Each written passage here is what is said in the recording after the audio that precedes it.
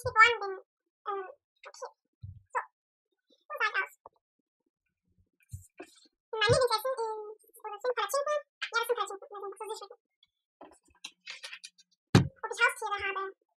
Ich hatte mal einen Hund, aber ich habe keine Haustiere mehr. Mein Geburtsort ist in St. Pölten, Niederösterreich. Moment. Okay, jetzt glaube ich. Wie viele Freunde oder beste Freunde habe ich und wie heißen sie?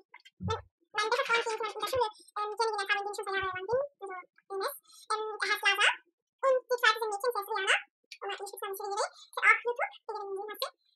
Ja, in New Jahre in New Zealand. Und Bean, er ist auch so ein Freund von mir. Und den habe ich noch. Ich habe viele Freunde.